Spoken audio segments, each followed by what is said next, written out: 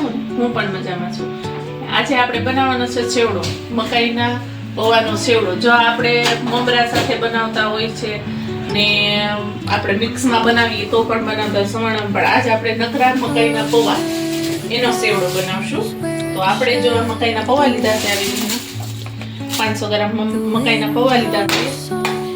આ અડધો વાટકો આપણે લીધા છે સિંગદાણા, થોડોક મીઠો લીમડો છે, મારી પાસે સૂકો લીમડો હતો એટલે તો લીલો પણ લઈ શકો ના. આપણા રેગ્યુલર મસાલા, લાલ મરચું, હિંગ, ધાણા જીરું પાવડર, પછી હંચળ ને સફેદ મીઠું ને આ છે આપણે દળેલી ખાંડ. તો આપણે હવે તેલ ગરમ થઈ ગયું છે, આપણે હવે એને તળી લઈશું. એવી રીતે બધા પૌવા આપણે તળી લેવાના છે. તેલ પણ ગરમ થઈ ગયું છે. હું મારા ઘરે આવી રીતે બનાવું છું, એવી રીતે તમને રેસીપી શેર કરું છું. ને જો આ છોકરા નાસ્તામાં પણ લઈ શકશે. છોકરાઓને તમે નાસ્તામાં દઈ શકો છો, કે કોઈ મહેમાન આવતું હોય તો તમે આ ફટાફટ સેવડો બનાવીને તમે દઈ શકો છો. તો આપણે આવી જ રીતે બધાય પૌવા આપણે તળી લઈશું. દાણા પણ આપણે તળી નાખ્યા છે, એને ધીમા ગેસે તળવાના છે એટલે જલ્દી કાળા થઈ જશે. દાણા પણ તળી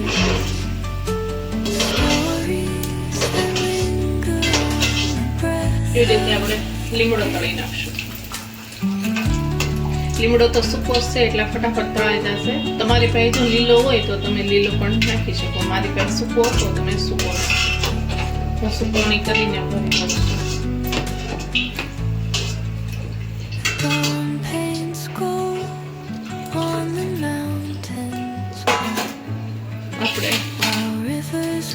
લીમડો પણ તળાઈ ગયો છે.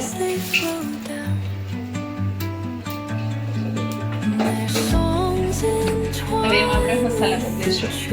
આ બધા જે મસાલા છે એ બધા જો ધાણા જીરું પાવડર, લાલ મરચું, હંચળ પાવડર, સફેદ મીઠું, હિંગ ને દળેલી ખાંડ, બધા મસાલા નાખી દઈશું.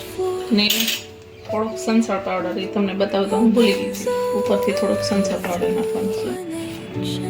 ઉપરથી થોડોક આપણે જલજીરા પાવડર નાખવાનો છે. એથી સટપટ. તમારી પાસે જો શાક મસાલો હોય તો શાક મસાલો પણ નાખી શકો.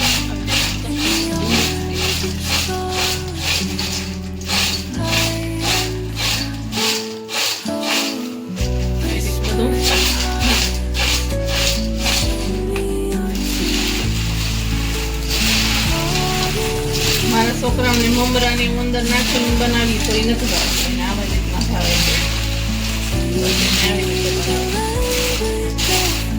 મમરા સાથે બનાવી શકો છો. એની પણ રેસીપી લીધેલી છે, મમરાનો સેવડો, એ પણ તમે મારી ચેનલમાં જોઈ શકો છો.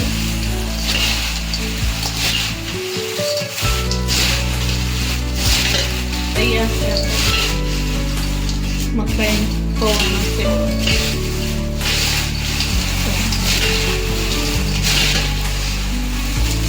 કેવો ક્રિસ્પી છે,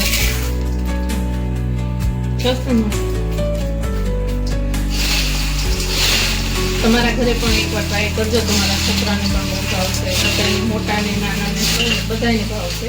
એવો આ સેવડો બહુ મસ્ત બને છે.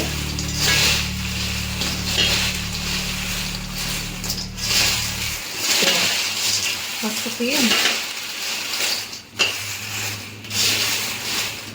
તૈયાર છે આપણો મકાઈનો પૌવાનો સેવડો. તૈયાર છે આપણા મકાઈના પૌવાનો સેવડો. જો તમને મારી રેસીપી સારી લાગી હોય તો લાઈક કરો, શેર કરો, સબસ્ક્રાઈબ કરો. ભલે મિત્રો, બાય.